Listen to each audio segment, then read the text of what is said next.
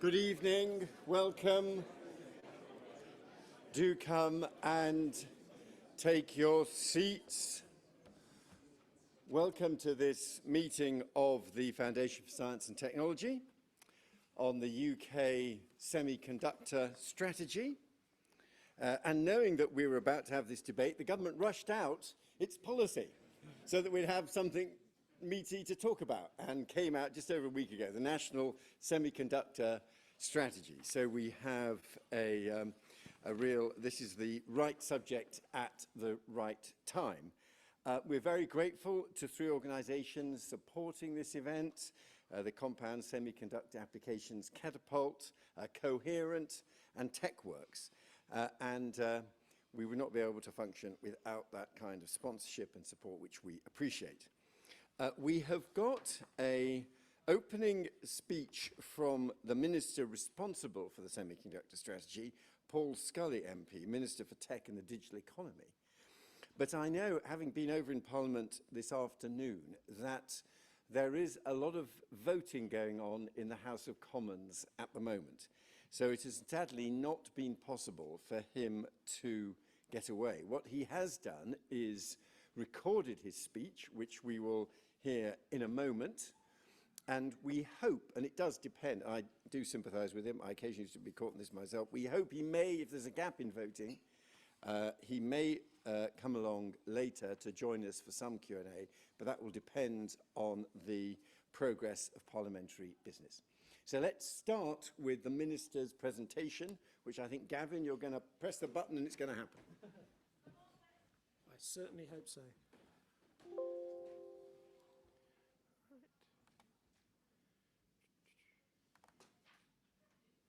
Good evening. First of all, can I thank Gavin and the Foundation for Science and Technology for organising what's turned out to be a really timely event. And I would also like to extend my thanks to the Royal Society for providing such a wonderful venue. And I'm sorry I can't be there to see it, but I'm really looking forward to hearing what you've been talking about in the panel events after this as well. Now, as Minister for Technology and the Digital Economy, I'm really proud of this government's aim to become a science and technology superpower, growing a stronger, more innovative economy with better jobs and bold discoveries, which make a real difference to British people's lives and livelihoods. Our plan is unapologetically ambitious, and we're taking decisive steps to deliver on those ambitions through the publication of our National Semiconductor Strategy. From mobile phones through to computers and cars, we all know that semiconductors are at the core of today's technologies, but they're just as essential for our efforts to lead the world in technologies of tomorrow. And those technologies will bring tangible benefits to British businesses and British people in every corner of the country. AI can accelerate the discovery of life-saving drugs. Quantum computing can provide a backup to the satellite systems that keep our nation safe.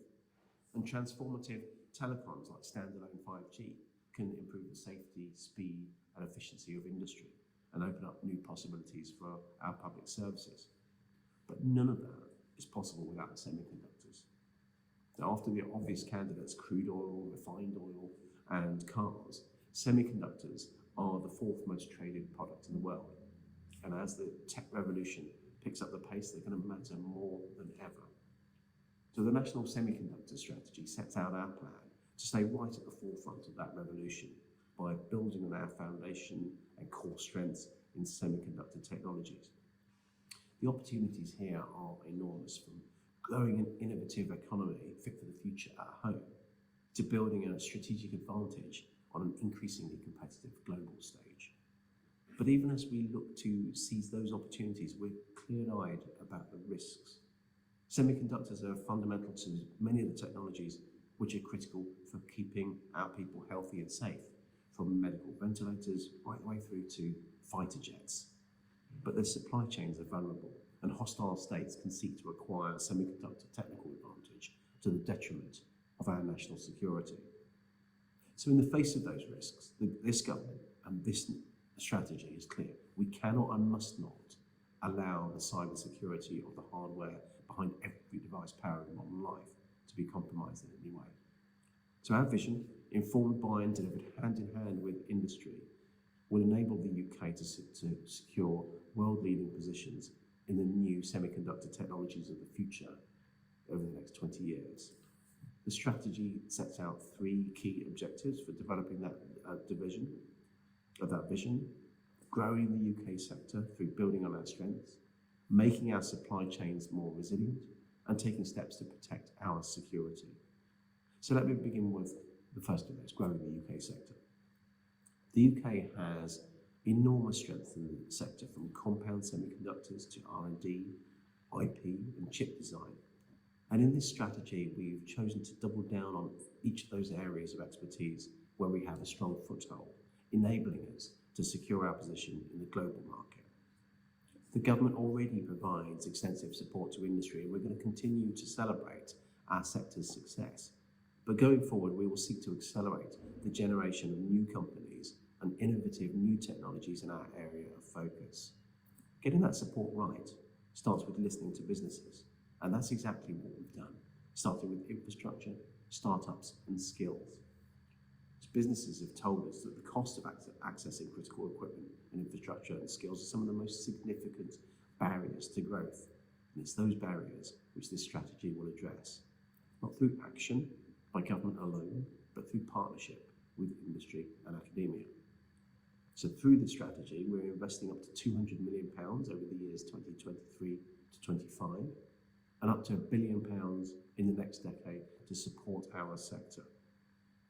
And we're also launching a new UK Semiconductor Infrastructure Initiative, supporting our businesses to access the software tools and manufacturing equipment that they need to design, prototype, pilot, and produce innovations. This is about supporting businesses of all sizes. We're determined to create a dynamic semiconductor sector here in the UK, and that means encouraging our youngest businesses, our spin-outs, startups, and scale-ups to succeed. Now, to do that, we'll be launching a pilot incubator program, supporting startup semiconductor companies in the UK to get the tools they need to grow and thrive. We want to support businesses, big and small, in every part of the sector. And that's why the government will announce plans by the autumn to further support the competitiveness of the semiconductor manufacturing sector that is so critical, both to the UK tech ecosystem and to our national security. But retaining that competitiveness starts, just like any sector, with getting the right people with the right skills. We understand that accessing talent can be a challenge in this sector, and we put education right at the heart of our science and technology framework, with plans to improve STEM all the way from classrooms to graduate labs. But this strategy also announces specific help for the sector by supporting doctoral training to maximise opportunities for British people and ensure that industry has access to highly skilled people with the right qualifications for the job.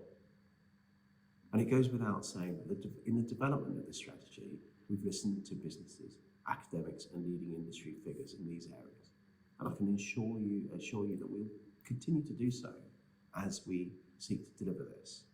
And that's why we've also announced the creation of a new UK Semiconductor Advisory Panel, bringing together key figures from industry and government and academia to realise our vision and to shape the future of the sector in the UK, driving innovation and delivering high-skilled, well-paid jobs for British people. The advisory panel will be co-chaired by myself alongside Dr. Jalal Bagherli, who quite fortuitously is joining us today. He'll be on the stage with you this evening. But if we're going to set up our semiconductor sector for success in the future, we have to look beyond our own borders. And so that takes me on to the second objective of the strategy, building supply chain resilience and safeguarding the UK against supply chain disruption. The semiconductor supply chain is global and it's complex. No country can feasibly possess an end-to-end supply chain, and so there are no easy answers here. And we've learned from the pandemic that shocks to the supply can, do, and will happen. So we have to ensure as best we can that we safeguard a reliable supply of semiconductors to the UK, including individual components and within finished goods. And so to do that, we have to take decisive actions domestically, even as we collaborate with our international partners. So we work with our suppliers to our critical industries, including to the UK's critical national infrastructure, to understand and address risks to their chip supply, encouraging cooperation and transparency to improve resilience. But we'll also pursue bilateral and multilateral engagement with a coordinated approach to these shared challenges with like-minded nations, with our friends in the US, Europe and Japan, where just last week the Prime Minister signed the Hiroshima Accord to deepen our collaboration on R&D, skills and supply chain resilience.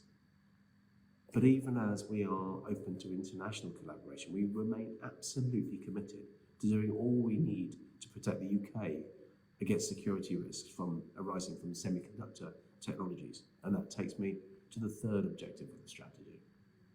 The first duty of government is clearly to protect its people. And that's what we've done, and we will continue to do by making full use of the levers that we have to protect our most sensitive semiconductor companies and technologies from those that would jeopardize our national security, including those areas where we hold a critical advantage.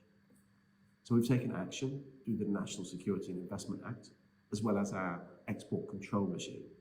And our strategy makes clear that this will continue. But where we can provide greater clarity to industry, we will do so. In a world where technology is more and more connected, we also need to be able to trust the devices we use, to know the technology that we rely on in our businesses, our infrastructure and homes is secure from attack. So we're building on the UK's existing experience in hardware security, investing in programs like our Digital Security by Design program to help secure the products of the future against cyber attacks. This ambitious strategy represents the culmination of collaboration by government, industry and academia to deliver for the semiconductor sector, and a vital stepping stone in our mission to become and cement our role as a science and tech superpower.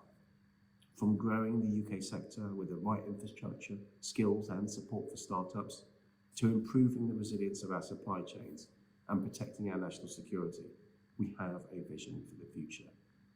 Now, the vision is different from those of other countries, but so it should be, because it doesn't focus on what's right for those countries, it focuses on doing what is best for Britain.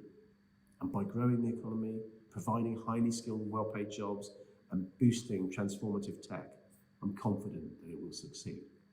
Now, thank you for your time this evening. Unfortunately, as I say, I'm sorry I can't join you. One day in the future, we may have a deep fake avatar or something like that delivering this speech for you.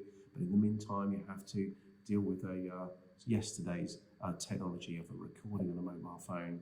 But I look forward to catching up with you to see what you've said, as I say, in the discussion. Thank you for everything you do to make this a vibrant sector for us and delivering the possibilities for tomorrow. I'm looking forward to continuing to work with you to make this strategy reality. Thank you.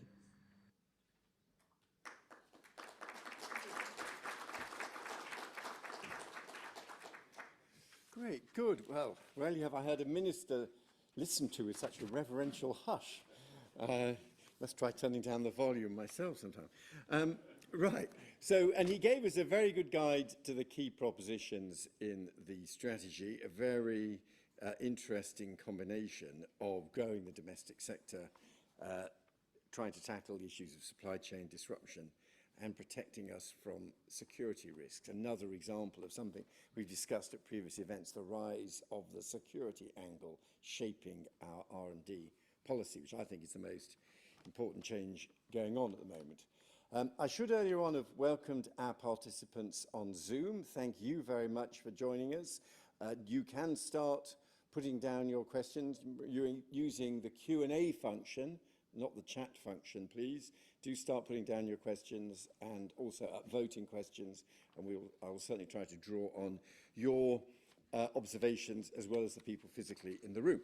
So now we're going to move on. Our next speaker is Andy Sellars, Dr. Andy Sellars, who's the Strategic Development Director for the compound semiconductor Catapult. He's been involved in the Catapult right from the beginning as a great advocate. I remember for the compound semiconductor Catapult and led the startup from 2017. He's also a member of the Strategic Advisory Board of the EPSRC's Future Compound Semiconductor Strategy. So, Andy, it's very good of you to join us. Over to you.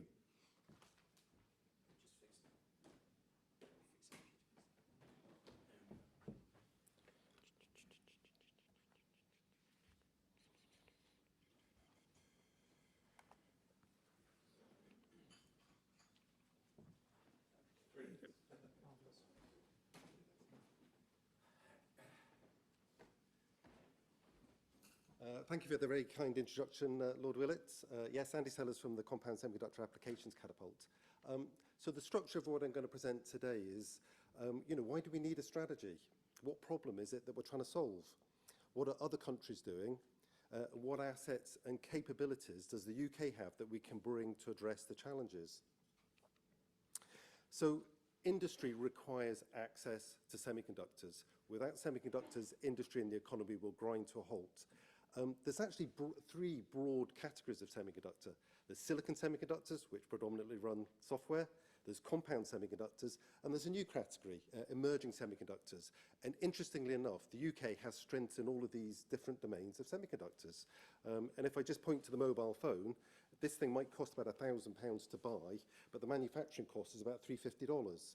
The brain that runs the software is a silicon chip designed in the UK. The advanced functions, the facial recognition, is compound semiconductors manufactured in the UK. And the display is an organic LED, an organic semiconductor. So three types, all in one product. And another example is electric powertrain for an automotive. There, the compound semiconductor component is a much higher proportion. Very exciting for us to get into. And lastly, just another example, a data center. Manufacturing cost about $5,600. Silicon about 90%. Compound semiconductor quite small at the moment.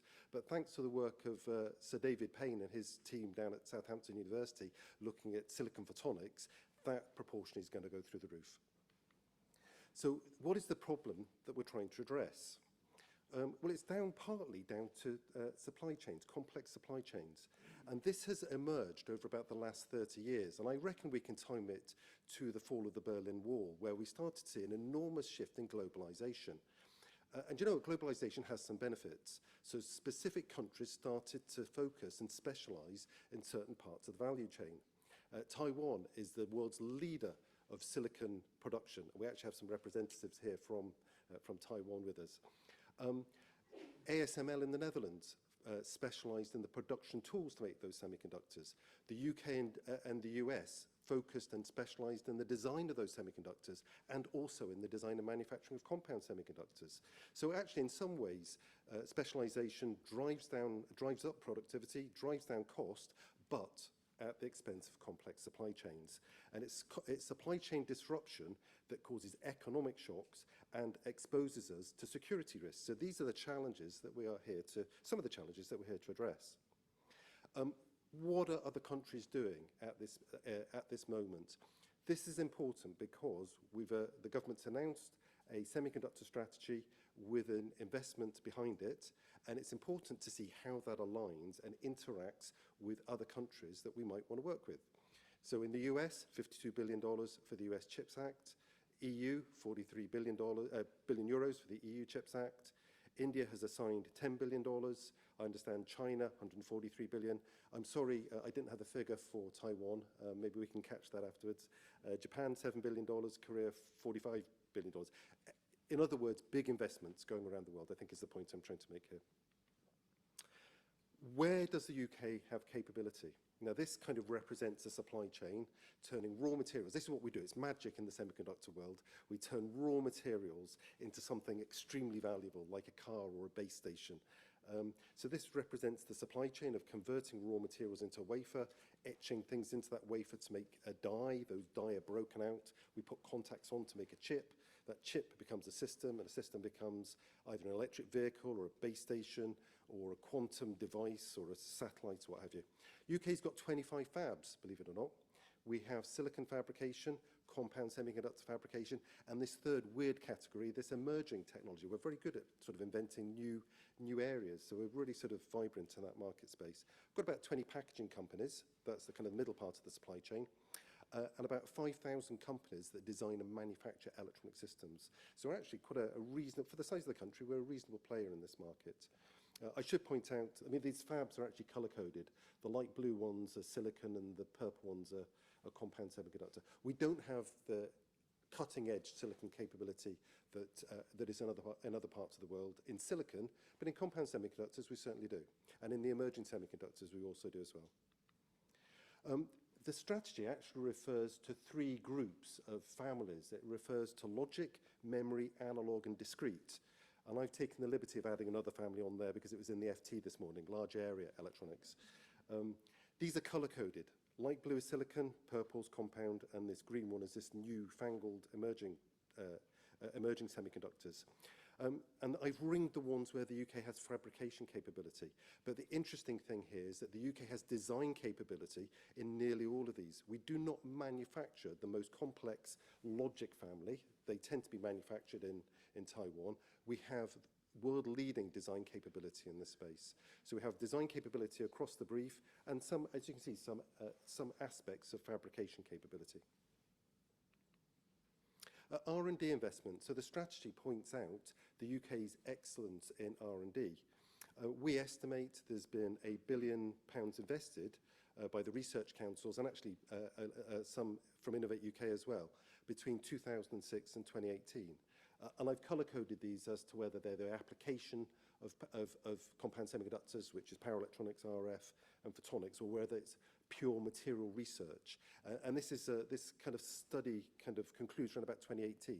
So it doesn't include some very recent investments that have gone into Cardiff University and Swansea University. So some fantastic sort of further developments to add. And you can see the centres here. I think we have Professor John Heffernan in the audience. You can see Sheffield University. I think we have Professor Sir David Payne in the audience. You can see Southampton University. You can see the excellence of the research which has been invested.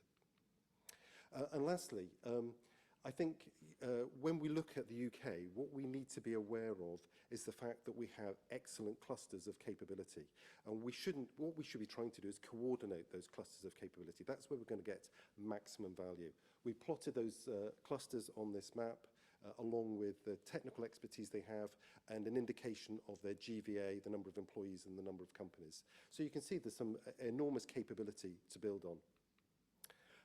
Very lastly, the Minister referred to a semiconductor infrastructure initiative that they have awarded a contract to the Institute for Manufacturing. We're actually looking at, we're doing a feasibility studies at the moment, looking at 4 infrastructure investments. One is silicon prototyping, one is advanced packaging, one is compound semiconductor open foundry, and one is design IP. I've listed the partners that are looking at this piece of work. This is funded by the Department for Science, Innovation and Technology. It's being led by Nikki in the second row from IFM. And actually, we've also have Cambridge Econometrics. So they will build the evidence base to say, where should we put, I understand this is for the initial 200 million investment. Where is that going to have the maximum impact? So this is a piece of work we're doing at the moment, consulting widely with academia and industry. We'd be very interested in your views on that piece of work we're doing. Thank you so much.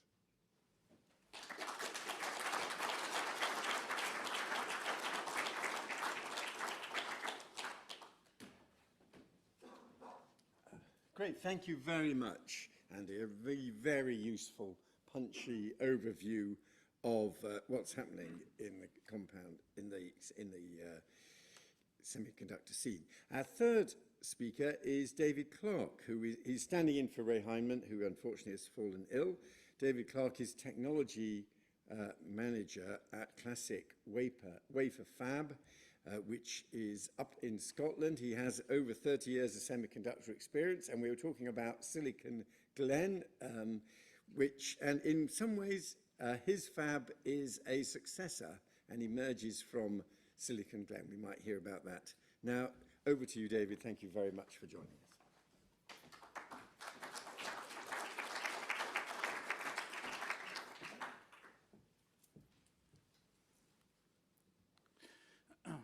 Thank you, Lord Willetts, for the kind introduction. It's an honour to be invited here to speak.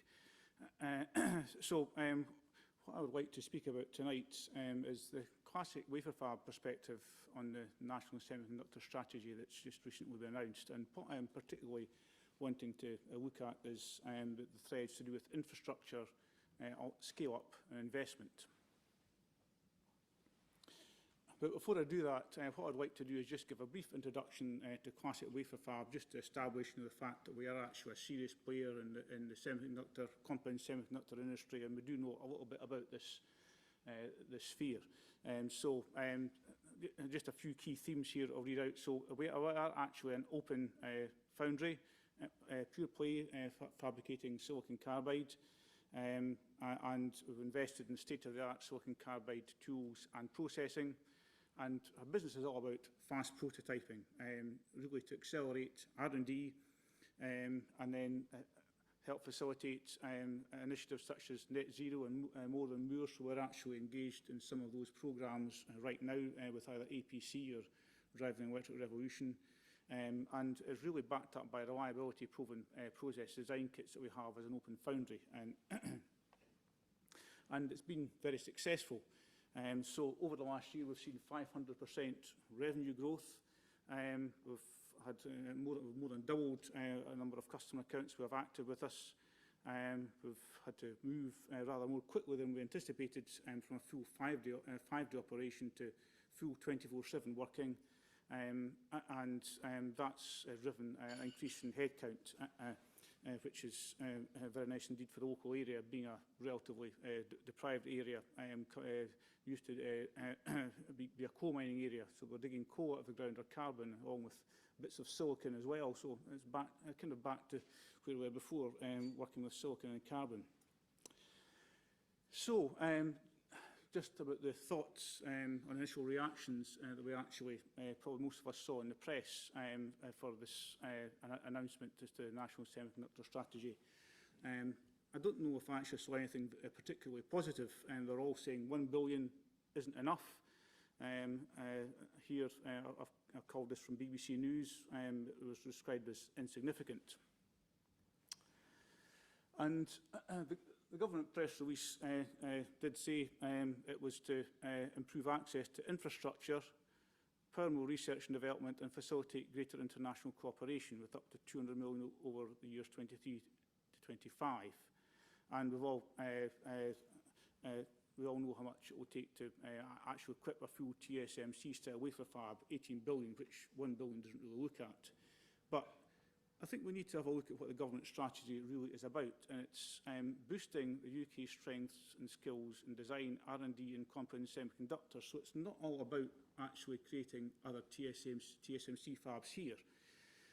So our view at Clas-SiC is if that billion is used wisely, it can make a significant difference, as compound semiconductor fabs don't really need to have that leading edge capability. For example, in Clas-SiC, we're actually using technology from several generations ago, and that's actually leading edge for silicon carbide, but it's not nearly so expensive.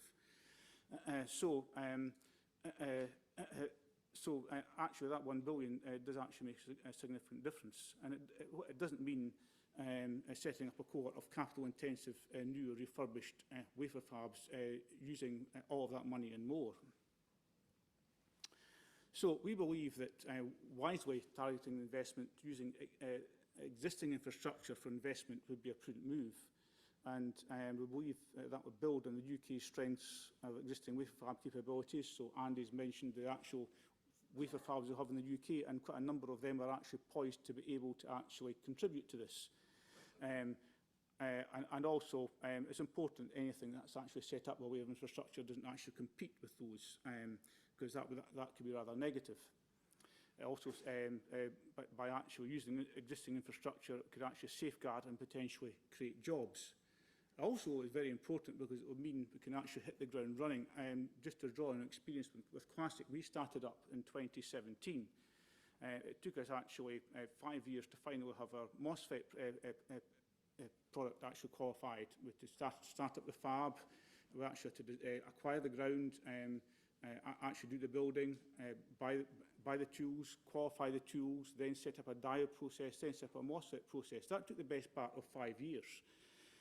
So that's a relatively long time. All the time of SMEs actually waiting to actually use that infrastructure, and it's not quite ready. So, so actually building on infrastructure, whether it's whichever wafer fab or compound semiconductor technology it is, it actually means you can actually get a good fast start if existing infrastructure is used. And also it reduces risk, because there's always things go wrong. You forecast there'll be 50 problems, and there's more like 500 problems or challenges as you actually bring up a new facility. Whereas we've actually gone, we and other farms who've actually started up have gone through those, and that level of risk has really been vastly reduced. So just to quote one example of Clas-SiC, and acknowledge there's many other fabs here, and I'm not so well informed about them, so I apologise for mentioning Clas-SiC, because it's only one that I can actually talk with having information. So as I mentioned, we started in 2017, spent 50 million, which actually isn't a lot in terms of the context of that 1 billion. We're cash self-sufficient now, technology is proven, we've got a healthy and growing customer base with demand for more. So really we actually tick a lot of those four boxes there, or those four bullet points I mentioned earlier on. But the biggest challenge now is actually expanding that. We've been so successful, customers are demanding more, and actually expanding is something we're actually needing funding for. So our view is a small part of that 1 billion will go a significant way to help us actually scale up as part of the open access infrastructure that's been mentioned. Now, what I would like to acknowledge is that that story was a bit Clas-SiC, but it's actually replicated over all the other compound semiconductor fabs or other fabs of other types in the UK. So it will go into multiple other sectors.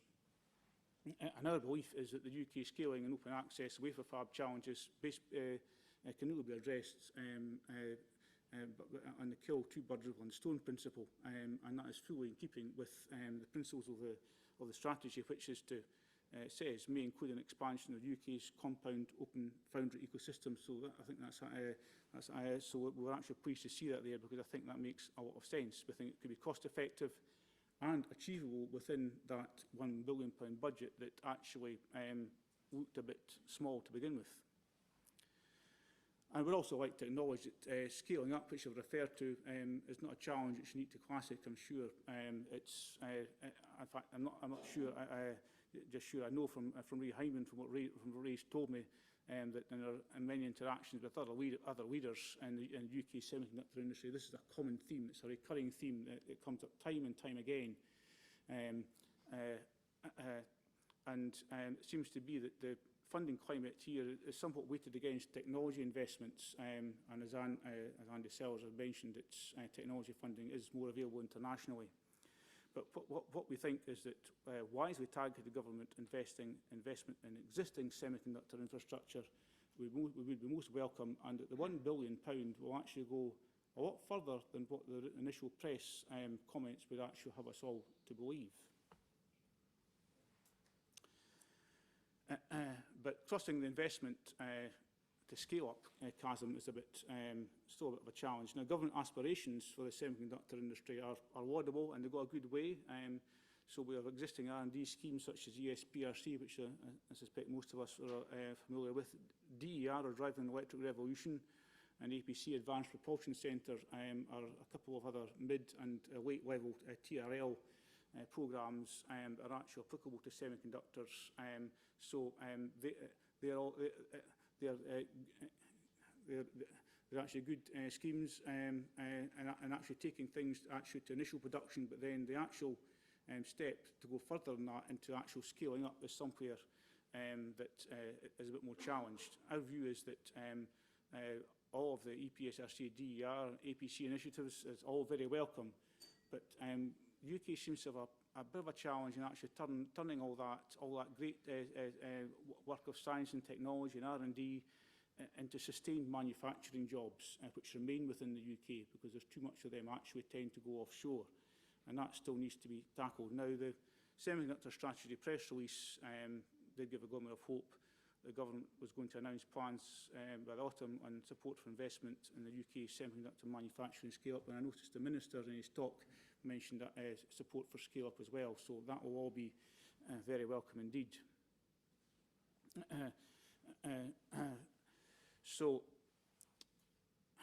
However, we do feel there's a bit of lack of clarity on how to enable scale-up. I've copied some words from the new semiconductor strategy and just picked out some of the some key themes that the government is going to support, particularly the Department for Business and Trade, support various initiatives. It's expanded some others. It's got a dedicated directorate. They're focusing on a digital trade network. They're also going to do some promotion at the London Tech Week. But from the Clas-SiC perspective, this hasn't been well communicated to industry. At least none of that above was actually known to ourselves. And I suspect we're not alone, but it'll be I'm interested to see what others say. And at the moment, we see the road ahead is a bit foggy. So we're not actually quite clear as to how all that's going to make a difference. I hope it becomes clear and the fog lifts, but I think we could do with a bit of help as to understanding just how the road ahead looks on that. So just to summarise, it's been great to see the £1 billion National Semiconductor Strategy announcement, and our belief is if it's implemented well, it could go further than what the media predicts. It could end up with a win-win solution for the government's semiconductor strategy, for existing semiconductor industry and the government infrastructure strategy.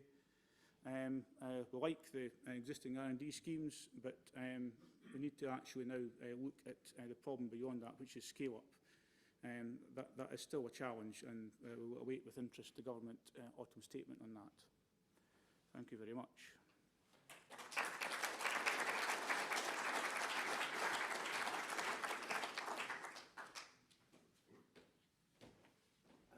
Great, well, thank you very much indeed. And that whole kind of open foundry model, I think, is clearly very important. And thanks for bringing that out, as well as the scale-up challenge. And if we do get the minister and he's able to join us, that's one of the questions I will invite him to engage with. Now we're going to hear from Dr. Jalal Bagherli, who is former CEO of Dialog Semiconductor, a public listed company led from 2005 to 2021. And he is not only an accomplished business leader, but as we've heard this evening, has a role alongside the Minister in delivering the strategy. So it's very good of you to join us this evening, and we look forward to your remarks.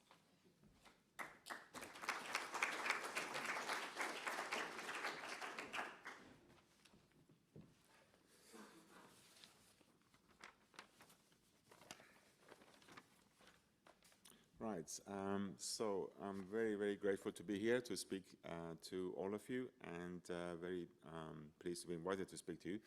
I've heard about my role very, very recently. I'm not going to put a number of hours on it, but so I don't have anything specifically from the policy beyond the documents that you've all seen and read at this point. Hopefully, as we get engaged into forming a industry panel, I'll be able to contribute towards that with some insight from the work I've done in the industry for the past 30 plus years. And thank you to Dr. Sellars and Mr. Clark for setting out a wonderful description of our industry together with the shortcomings. And yes, £1 billion or dollars is not ever enough for anything like this when you compare it to other initiatives. But the point is to focus on what is important for the UK, what is specific for the UK that we can impact in a meaningful way and get the best to rally our industry going forward. So with that that in mind, I haven't tried to analyze the areas that you've heard about. That was very comprehensive. I just thought I'd talk about 4 or 5 points, so you'll be glad to know it's only one slide. So if you can help me with the next. Right. So I thought just some points for consideration and perhaps debate when we get into a Q&A mode. So I think it is right that the policy is focusing on the UK strength. We could go after competing with other areas, in areas where we're not particularly strong, or it is pretty capital intensive and takes many years to catch up, and is wise not to do that. So the key strengths, as was mentioned in the policy, and I believe in it, is things like R&D, which UK universities and companies excel at, the design, both product and systems, IP creation and IP business, and specialized, what I call specialist manufacturing. And by that I mean things like compound semiconductors, things like photonics, things like thin film manufacturing. These are things that have grown in the UK without help so far from the government, and we can accelerate those. I think one area mentioned was funding generally in the UK. I've ran startups as well as publicly listed companies, and in all cases you need funding, one way or the other, whether it's to begin a company, to grow it, and then later on as you expand and you want to do a worldwide operation or acquire other technologies. So funding is always a pain point for most companies. I think we have access to seeds for startups. We could do more, and I'm sure we will do more, but there is, it's clearly with the number of semiconductor startups in the UK, it does show that there is at least some funding in the, available for startups. I think what's probably less available is taking the company all the way through to commercial success. And that are things like B rounds, C rounds, and of course scaling up companies to operate on a larger scale. The environment in the UK in terms of investment is the money is available, it's just not tuned to long-term investment. And I think some of the initiatives that government talks about, if they can be unlocked, I think that will help with deep tech generally, and also semiconductor investment in the UK. The third point I wanted to talk about is that I think we have to multiply the billion by all the other available funds around. So there is a lot of areas that UK has national interest in, that is, you've heard about in different forms, whether it's net zero, whether it's electrification, green economy, digital economy. AI is a big interest area, supercomputing, but also space, satellites, amongst others. I think they're all been funded. I think one of the speakers mentioned there's a alphabet soup of various organizations that do different things, so, which is, of course, they're focused in what they're doing, but I think maybe part of this leveraging would be to bring about a lot more collaboration to get more value out of some of these initiatives. Many of these areas are customers and users of semiconductor technology. Without semiconductors, none of those really can succeed.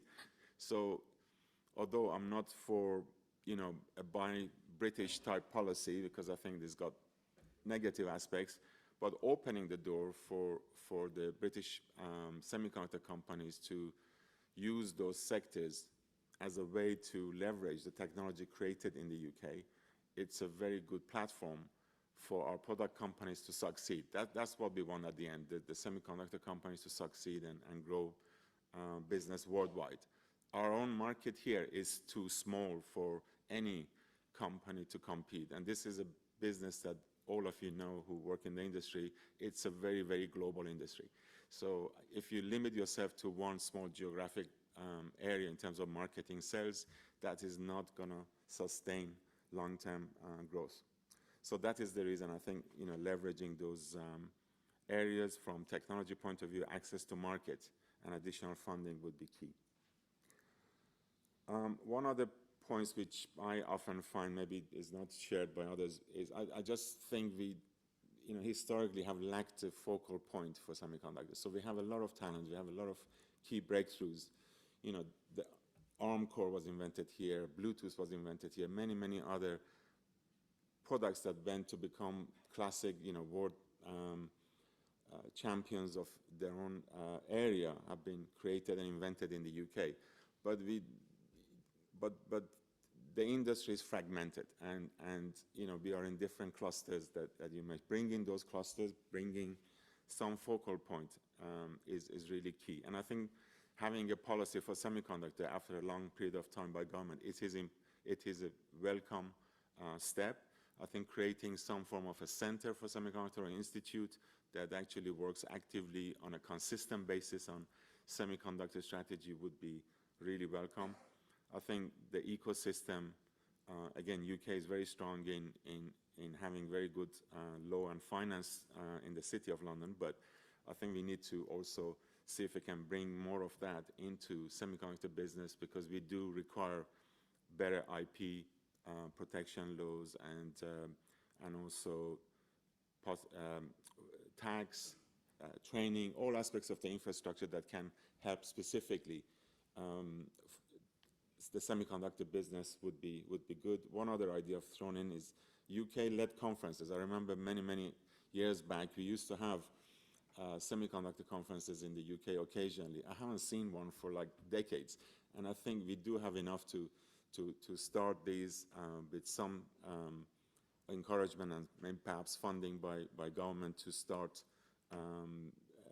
international conferences based in the UK, just to bring the flow of the business and semiconductor sort of contact points back to the UK.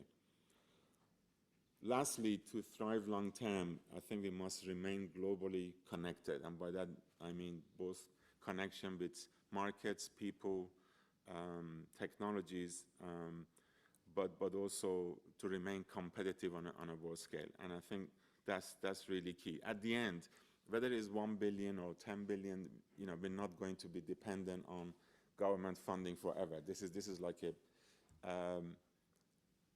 sort of pumping an initiative to start us going.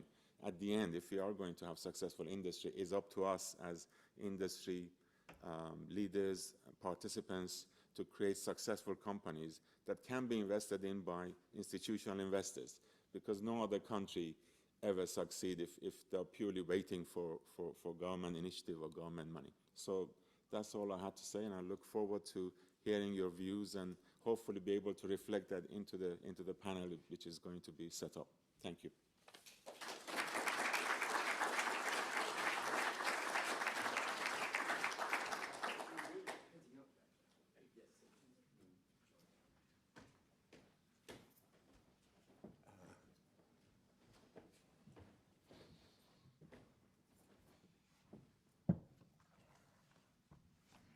Great, good. Well, we've had some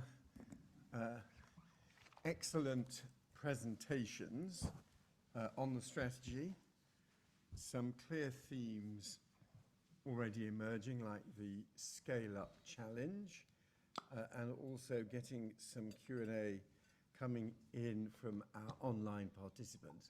But let me just start by seeing the first round of questions from people here in the hall, and then we will move on to the people on Zoom. So, Gavin, let's start here at the front. And if you could give your name and organisation, that would be excellent, please. Hello. Good evening, everyone. My name is Ian Sheridan.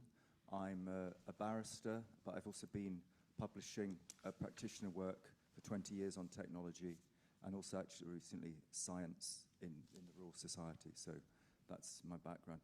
So my question concerns Europe, not necessarily from a sort of, underlying political point of view, but it has merit. So this is what Herman Hauser said last week at a conference, a quantum computing conference. There is no chance in hell that the UK can have a semiconductor sovereignty without a close relationship with Europe. So really my constructive commercial question to all four of you is, how can the UK, regardless of which government is in power, cooperate in Europe in this context of making the semiconductor sector successful? Right. Yep. And thank you for that. Let's move across there. My name is John Lowe, Counsel for Institutional Mechanical Engineers and President for an industrial museum whose focus is on education in STEM. and it's STEM that I'm thinking about. We've heard a lot about the investment and the capability. I haven't heard anything from either the Minister or from the panel or from industry in general on how the semiconductor industry is supporting STEM education in schools, and I'd like to see that translated in practical terms. And by the way, are we talking UK-wide, or is it the usual problem we have talking England only?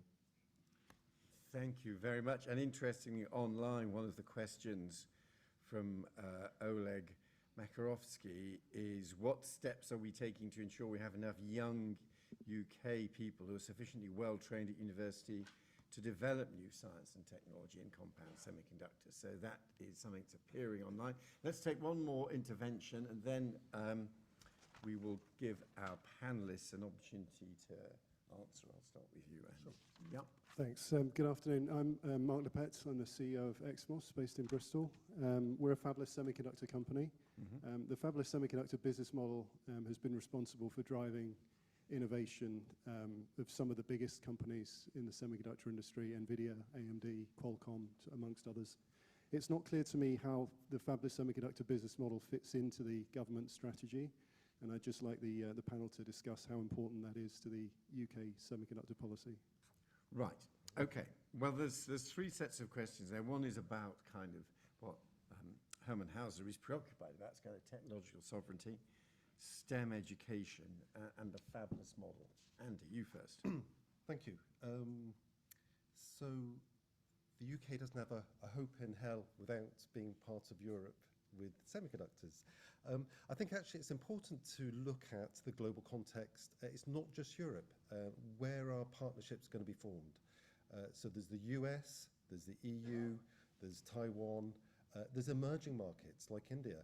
India is now it was recognized as the most populous market as of April of this year.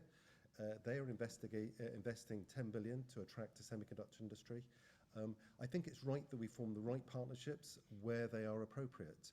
Now, what is very interesting that's going on between the EU and the US is that they are, by and large, looking to subsidize and create a silicon fabrication capability. And I think where we are punching clever, if you like, boxing clever, is we're picking the bits that we are good at and not trying to compete with those. I've got a couple of comments on the other two questions. Yes, if that's okay. Go ahead. Okay, great, thank you. The question on STEM, I do believe it's referred to in the strategy. I actually think that STEM and skills is going to be an area of competitive advantage.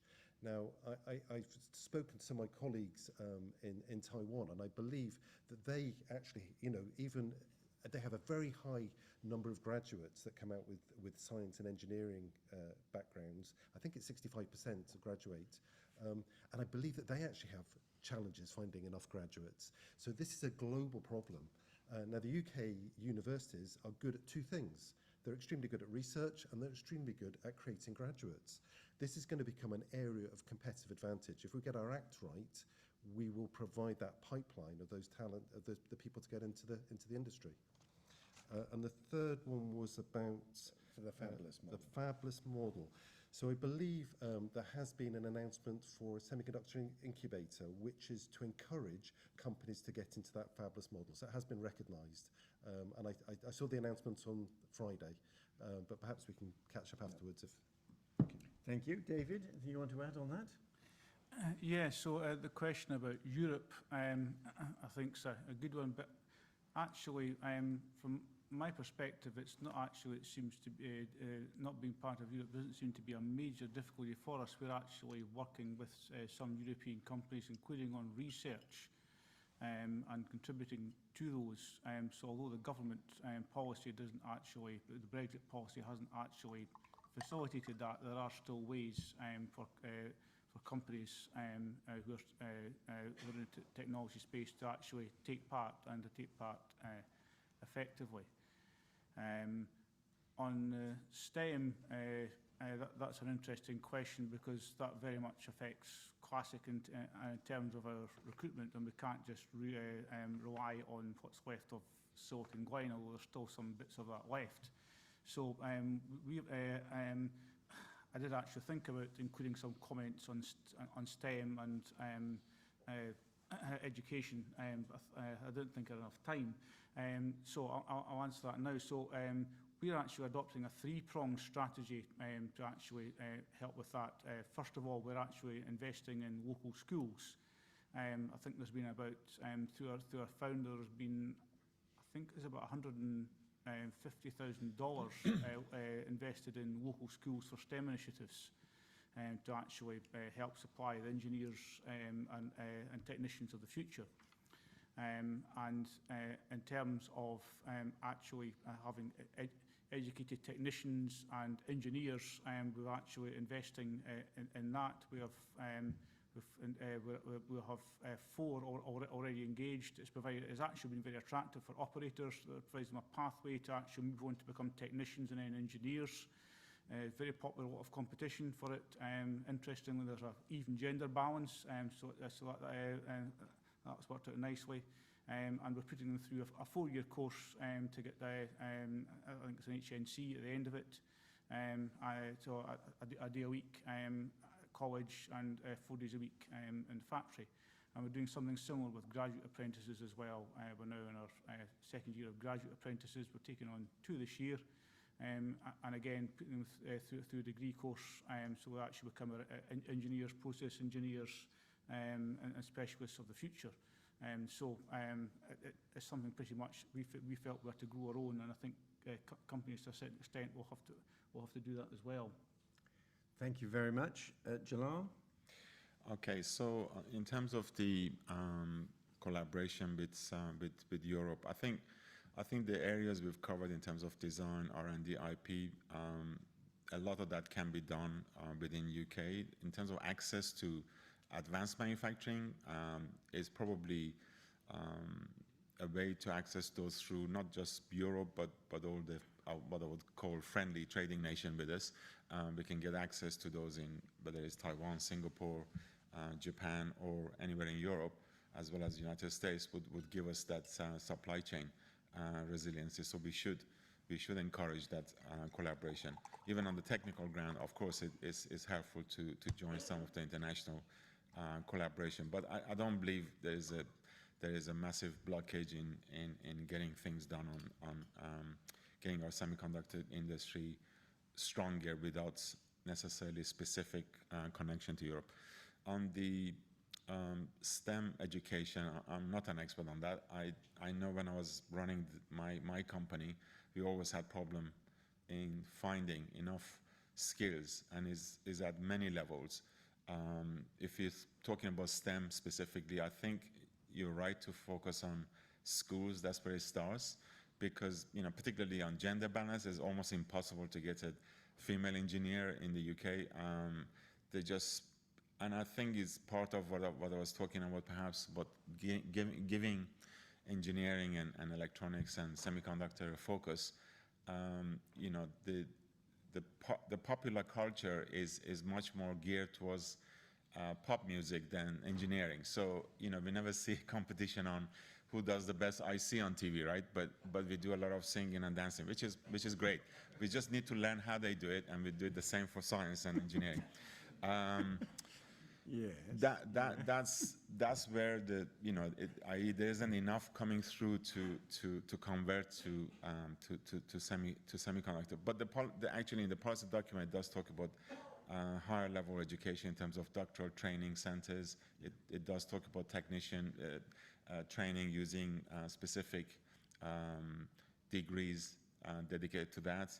And I think in the industry, semiconductor industry in the UK, we had a scheme also for scholarships that was company supported to provide semiconductor masters and PhDs, which is not adequate, but it's still going. And I think maybe things like that, some government funding to where industry is putting its money is a good way of sort of knowing what's really needed. And we could look at increasing those. But no magic solution in the short term. On the fabless semi, I think it's the all the topics we talked about really has an impact. If for example the funding situation improves for semiconductors, that helps. fabless semiconductors. Training of talent helps fabless semiconductors, and access to leading edge technology helps. But there isn't specifically something which we've kind of seen in the policy that is dedicated only for the fabless semiconductor. So you're correct on that. I'll pay more attention to this. What I'm going to do, Jalal, is I'm going to stick with you and just follow through several online comments, because there is a theme here which I suspect is shared by people physically here in the hall. One comment: I agree with David Clark. £1 billion can make a difference if it's spent in a focused way, but also it should have a growth set of targets to get scale in these more niche applications. Another question from Matt Boyle: how will the government focus the spend to support scale up?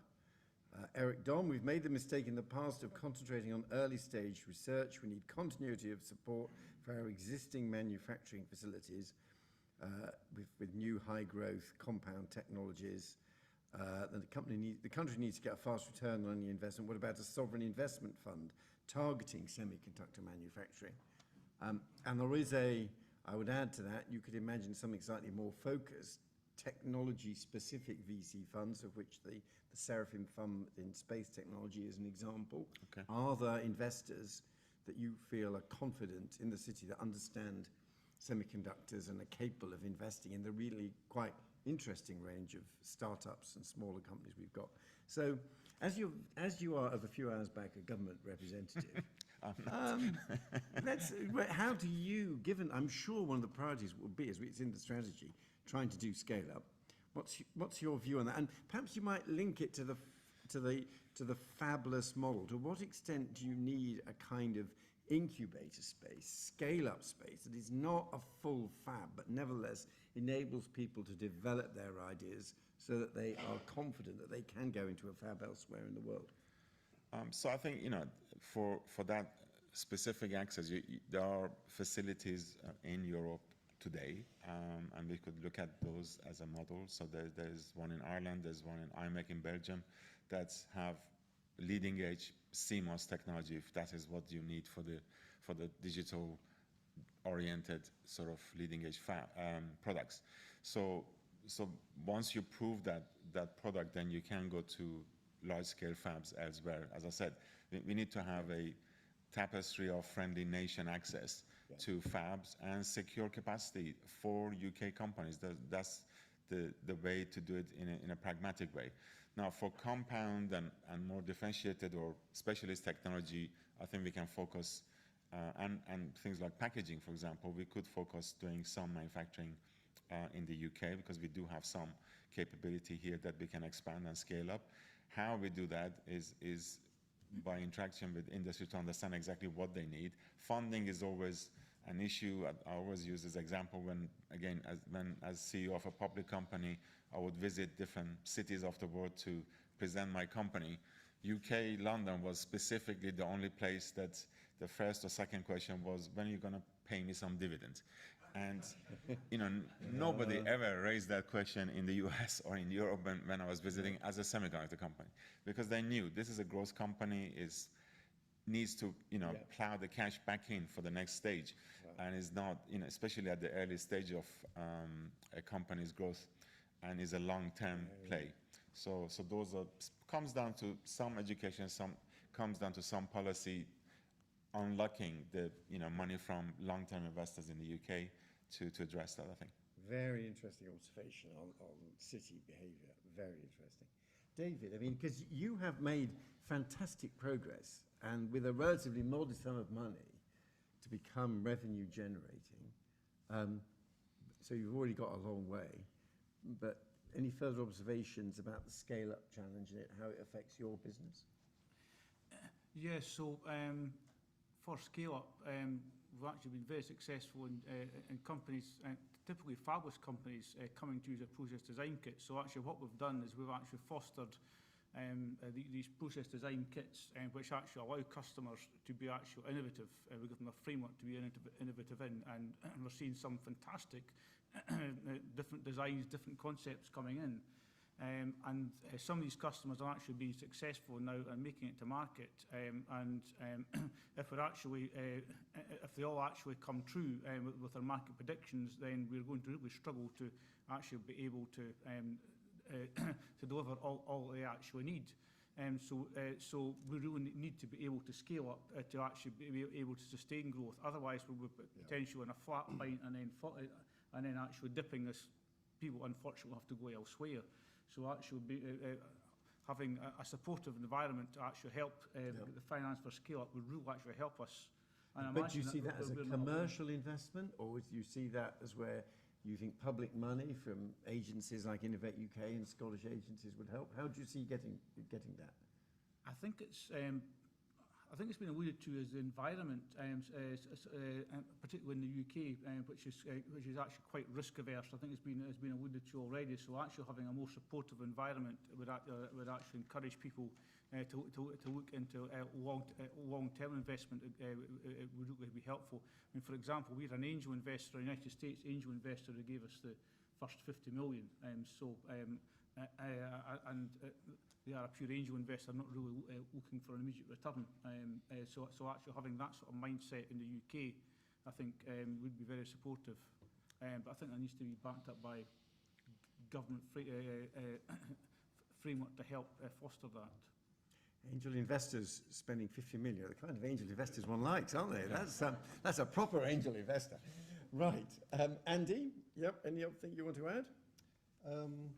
Yeah, I think, one of the observations here was about packaging, and Jalal sort of mentioned packaging. And actually, it's kind of partly, it's one part of the process which adds a significant value into the product.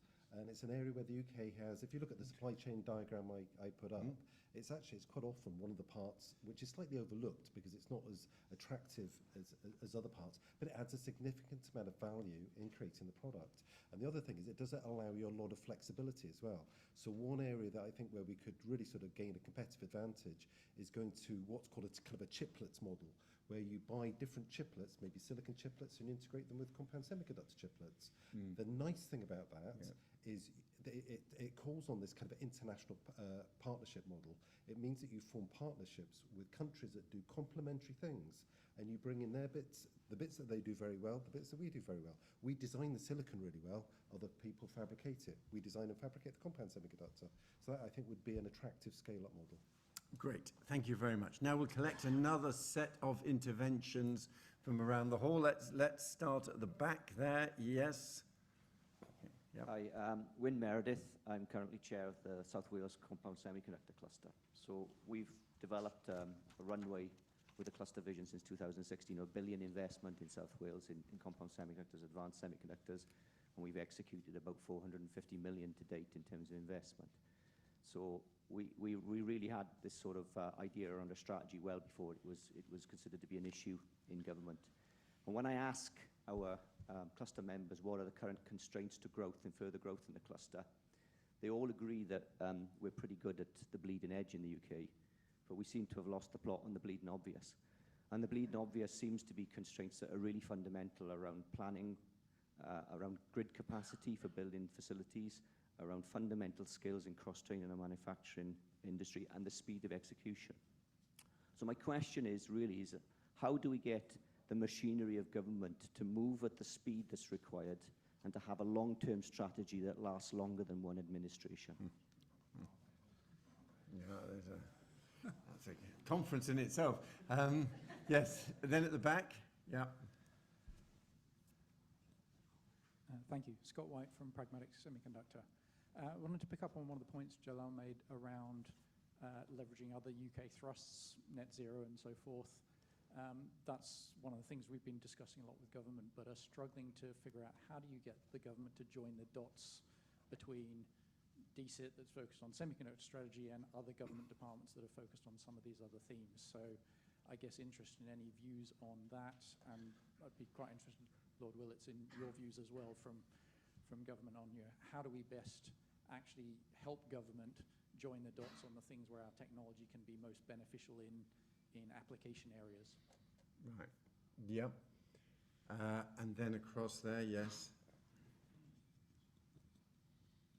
So it's Adam Locke from Lang O'Rourke Construction, and I guess why am I here?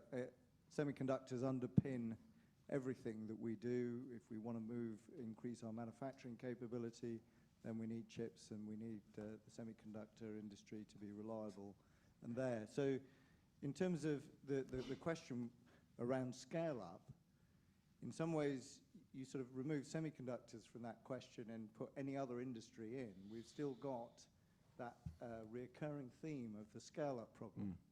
So, and I was just wondering about piggybacking on the previous question. You know, is there more that we can do to sort of join up the dots, in particular, between patient capital and these scale-up manufacturing opportunities? Because it seems to me that's the bit that we keep on missing. And you know, can we create that ecosystem and framework that private long-term capital investment can link up with this technology opportunity, but also many of the other technology opportunities in our country? Right. Let's collect one more, and then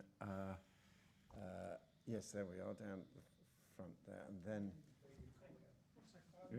the mic's coming. The mic is coming. There we are. My name is David Collier. I've been listening with interest to the presentations. I wonder whether or not our colleagues from Taiwan would have any comments they'd like to add. Yeah, I think I was thinking about that, because it's wonderful to have our guests from Taiwan, and you're very welcome.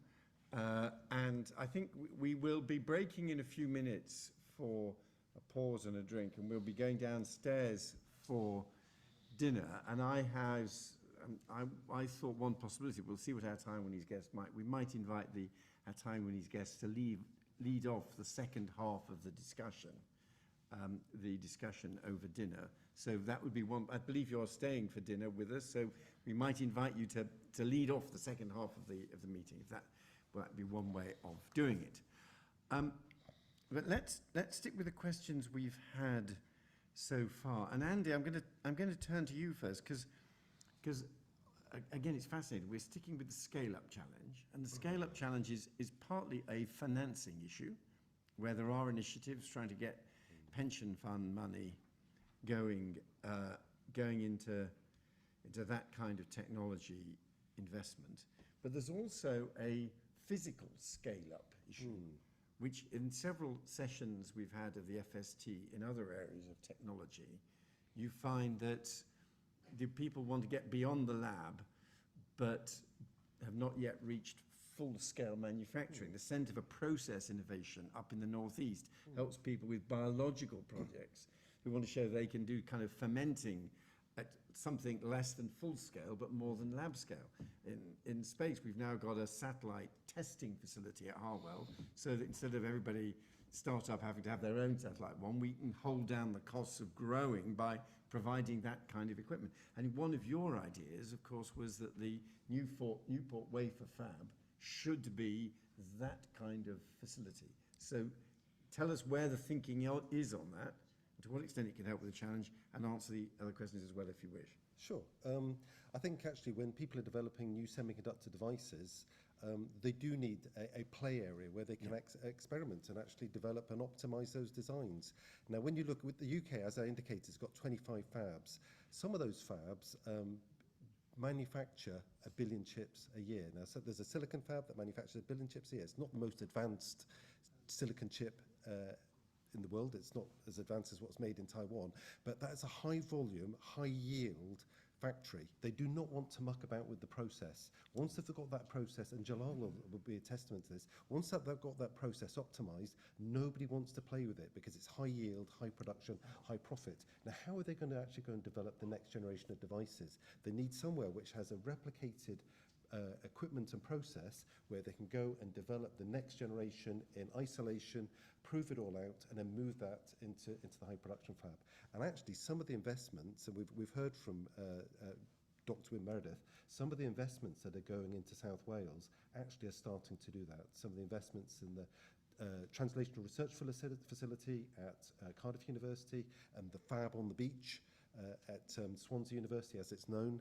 are starting to look at how companies can go and actually experiment with these areas. So I think this is a real this is something unique that we have, by the way, so this is something that we can build on. And it was partly what the catapults are supposed to do. I mean, it is one of the reasons why the catapults were created. Correct, yes, absolutely.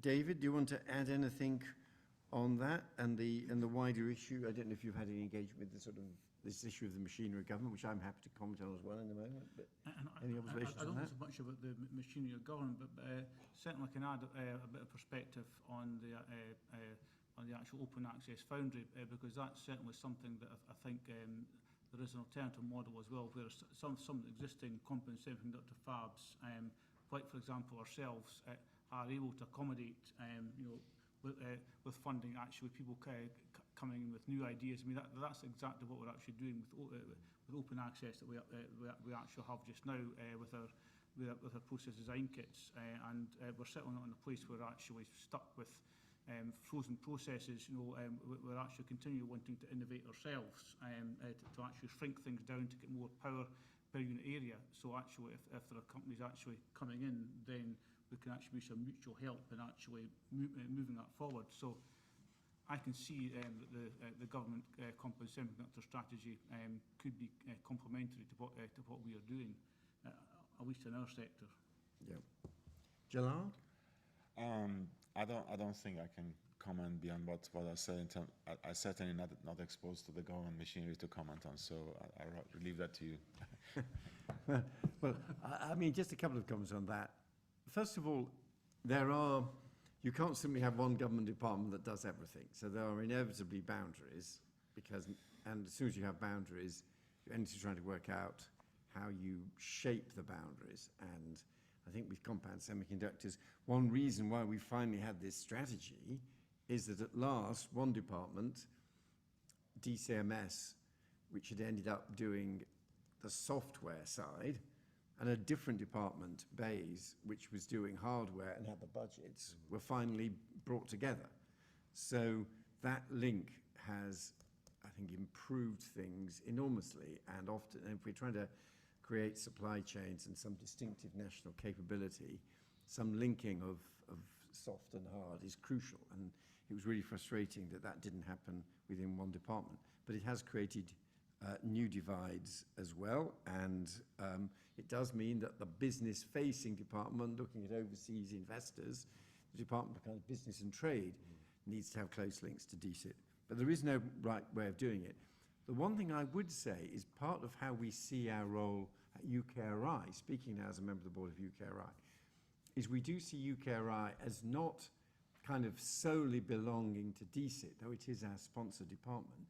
We see UKRI as a cross-government resource. And part of our pitch at UKRI is if it's another department that wants to understand a key technology, wants to support it, we can be the agent for delivering green tech initiatives coming from the energy department. It doesn't need to set up a separate research infrastructure. UKRI exists to serve all government departments that have R&D priorities. And that message, which we are trying to communicate to a range of government departments to stop them creating micro little R&D units of their own. I think we're having some success. So UKRI could be a place where different government priorities, but all linked by focus on new science and the development of tech, come together. And at West, as to how long these things last, people do vote in elections to change things. We can't bind people to say it doesn't matter how you vote, everything will carry on the same. But if the business community in particular thinks that something is working and communicates to members of different political parties and local MPs that there's an initiative here that's working, please don't mess up. That kind of message I think people will listen to. And we had Tony Blair come to speak at us at our Resolution Foundation away day, and it was quite interesting. He reflected on lessons from when he was Prime Minister, and he said one of the things he had painfully learned, which he was communicating to Keir Starmer, is don't assume that everything which the previous government has done is wrong.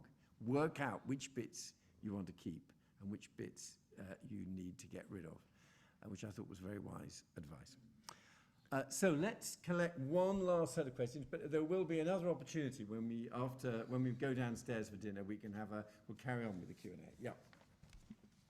Sorry, I've lost my voice, so apologies for that. My name's Emma Ryan. I'm from the Satellite Applications Catapult. It's going back to the point you made about the UKRI and sort of all these different departments within government not being fully linked up. Something that I've come across on LinkedIn and other areas is having a manufacturing minister and something along that idea. Could they somehow not necessarily have their own department, but have, and I say oversight, I don't necessarily mean oversight, but could they, no, I do mean oversight. Could they have oversight of all the different departments that may feed into manufacturing and make sure that they're all linked up? Right. Okay, there's another idea on government. Then across there, yes, the gentleman straight there, yep. Hi, John Goodacre, University of Manchester, but also I lead on the Digital Security by Design programme. So obviously we've got a very vibrant compound semi business, clearly be seen here on the things, but a lot of the strategy isn't about just compound. How are we going to balance the, if you like, the large voices of the inherent strengths versus, the strategy goals, digital security by design? Because it might be worth, obviously, Andy, clarifying for a lot of people here that, when you said 1 billion chips, how many transistors are in each of those chips? 1. Okay, so these are not smart devices. So when people say semi, it can mean very different things. So just be careful. So what do you think about how do you grow the incumbents in the design space as well as the scale up, which I appreciate is a needed thing in the compound side? Right, yep. And then also at the front here, yep. Sean Redmond, Managing Partner of Silicon Catalyst. Andy put up the slide which showed us this fantastic opportunity space for UK semiconductor design, which we should gratefully thank all of the National Chips Acts to put up $200 to $300 billion of new fabrication facilities that we can design into. Do you think the UK Semiconductor Strategy has enough wood behind the arrow to release what is a huge comparative advantage in our university base and research base and corporate research base to take advantage of that and create the next poster childs of the UK semiconductor industry like ARM that managed to achieve that in 2 to 3 decades? Right, yep, very fair challenge. And then at the back there, we're going to try to squeeze in another intervention from the, yes, the lady there, yep. Thank you. When I started my career in semiconductors in the late 1970s, we had... Yep, we can hear you fine. Yeah. We had a lot of really big companies, Clas-SiC, GEC, Ferranti, Raycol. They all had their own research centres as well. How can we avoid repeating the mistakes of the governments of that era who did not support our domestic fabs at that point? Yeah. Okay.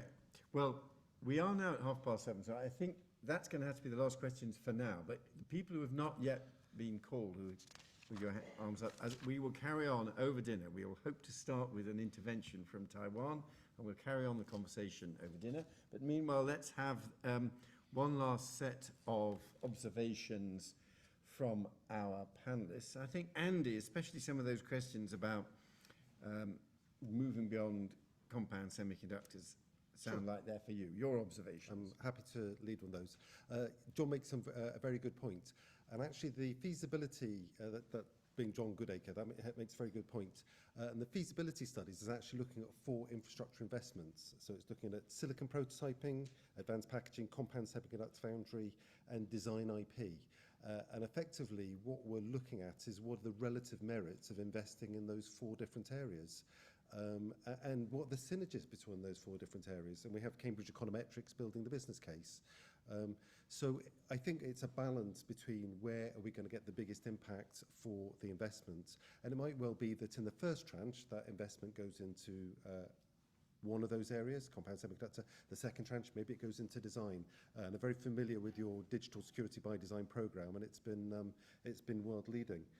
One of the things I would one of the things I might not have covered as well when I described the infrastructure studies is we're also looking at, I think this might answer some of the questions which have come from Scott White at Pragmatic about moving faster and connecting, and also from satellite applications about sort of linking government. One of the things we're looking at there is a semiconductor institute and how that would coordinate the activities of the UK's requirements for semiconductors. We're looking at, comparing what international models exist, what other UK models exist in other sectors, and we're trying to sort of work out what would be the most sensible way of coordinating those activities. Thank you very much. David? Yeah, I was interested in the comment from satellite applications, but government, we have the added challenge in Scotland of dealing with another set of government up in Scotland as well, which actually complicates things further. My observation is that that some of the politicians and MPs actually don't really understand the technology, and it actually helps to get some of them involved and bring them on site and actually immerse them in some of this, so they actually do understand it better. Without disrespect to Lord Willetts, but sometimes politicians, are put in a department and not fully understand that, or been immersed in that. So actually, does help with exposed to it. We certainly have found that helpful in our experience. Thank you. Now, before we go to Jalal, I should also just pass on some interesting observations from our online participants. Jalal may want to pick up on one or two.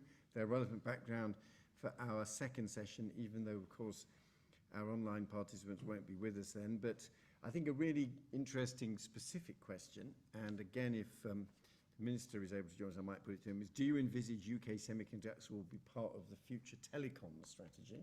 So where it fits in, and someone else asking how this ties in with advanced materials and whether that would be supported by the government. Yes, here we are. Will the UK Semiconductor Infrastructure Initiative look at supporting advanced materials development, or is that excluded? So how we make these connections coming up. I think, David, you said we needed more conferences and events to get people through. So Eric Don has chipped in. Please attend UK Semiconductors Conference in Sheffield in July. It's an annual event, mostly academic, but let's make it more industrial. So there's a plug for that. We have another, someone who very much endorses your observation, Jalal, about the different financial cultures. He says a difference in emphasis from vision US to positive cash flow UK. Someone rightly pointing out, could we use the British Business Bank as a conduit? We didn't talk, when we think about scale-up funding, absolutely, the British Business Bank has been set up with that as part of its remit. And then someone agreeing, fabulous design houses are the indispensable ingredient of the semiconductor industry, and the UK needs a key for the UK's strategy. John Boston from CIL just created the largest UK semiconductor manufacturing facility, but he's clearly hand-counted some big stumbling blocks. He said he could only get half the electrical power he required, which someone mentioned as a constraint. Only recruit half the semiconductor packaging engineers we required. And so he had his frustrations. And I think, so there's been a lot of interest online, other observations that we may draw on during the evening. But Jalal, do you want to bring the threads together, given your new role now, before we break for drinks? Any observations on the questions you've heard and the discussion so far? Yeah, I think it's clear there is a lot of different issues, and there are conflicts between prioritization of what to invest and what not to invest. And as we said, the amount of money should be focused on having the biggest impact, and it may not satisfy everybody's requirement, and it won't. So hopefully the panel that we form from industrial, academic, and I hope also from finance community will be able to select the right things to help government with in terms of how to grow and invest in this industry. The question about whether we become part of telecom strategy or advanced material, etc. As I say, I'm not that familiar with various government initiatives up to now, but it kind of connects back to what I said earlier, which is there are a lot of initiatives, and I think it would be part of, I think our job would be to be able to join the dots and leverage, because you know, a billion can be 10 billion if you leverage it right with the both UK funding and external funding, with private funding. So that could include in advanced materials, because there is thrust here. There is also a lot of expertise in advanced material. And the financial culture, we can moan about it forever, but the thing is, there are things we can do, and also we should have the same consultation with bring them into the process, that people from the financial background into the process and get help. Because if there are things that government can do from tax point of view or from regulation point of view that can encourage long-term investment, at least for a portion of pension funds into deep tech, etc., that really helps. There are huge amount of money locked up in our collective pension funds in the UK, and you know, even 5% of that is, I think, the number that sometimes is talked about, would be massive injection of patient capital. So that would be my comment. Well, thank you very much indeed. Thank you to our speakers, to Andy Sellars, to David Clark, to Jalal Bagherli. Thank you also to the Minister. We fully understand he wasn't able to join us, but it was great that we had his presentation. And Gavin and I will put our heads together about sending the Minister or me dropping in on him to give him a quick debrief on this session. We will, let's explain what is going to happen next. We'll adjourn next door for a drink. We will then at 8 o'clock go downstairs for dinner, and at about 8:45 or so we'll briefly have a final review of the issues, ending sharpish, very precisely at 9:30. So this is the moment when sadly we have to say goodbye to our online participants. A recording of this event will appear on the Foundation's website tomorrow. Our next event is on the 14th of June here in the Royal Society on the use of AI in the early detection of disease. Thank you for joining us online. Thank you for joining us in the room. We have now earned ourselves a drink. Thank you very much indeed.